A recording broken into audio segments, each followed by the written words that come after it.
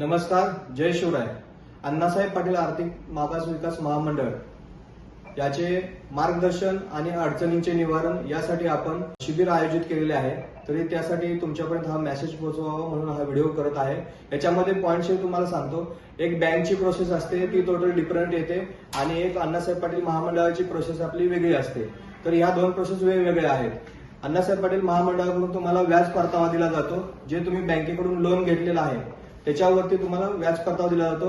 हे बऱ्याच जणांना माहिती नाही, तरी त्यासाठी आपण हे मार्गदर्शन शिबिर आयोजित केलेलं आहे. त्याचबरोबर कुणाचे काही ज्यांनी लोन घेतलेले आहे, कर्ज घेतलेले आहे, महामंडळाला अप्लाय केलेले आहे, तरी त्यांचा व्याज परतावा कुणाचा आला नसेल, कुणाच्या काही कागदपत्राच्या अडचणीमुळे किंवा इंटरनेटच्या अडचणीमुळे कुणाचं काही अडकलेलं असेल व्याज परतावा, तर त्याचं निवारण डायरेक्ट आपल्या निशा पाटील मॅडम सांगली जिल्ह्याचे समन्वयक त्या आपल्या स्वतःसोबत येऊन तुमच्या अडचणींचे निवारण करणार आहेत आणि मार्गदर्शन करणार आहेत.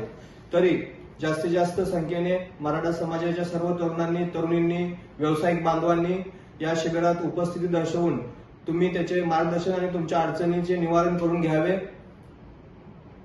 मी स्वतः जनजागृती करत आहे की आपल्या मराठा समाजातील लोकांनी जास्तीत जास्त व्यावसायिक बनले पाहिजे आणि अण्णासाहेब पाटील महामंडळाचा लाभ जो व्याज परतावा आहे तो प्रत्येकाने घेतला पाहिजे. यासाठी मी स्वतः जनजागृती करतो.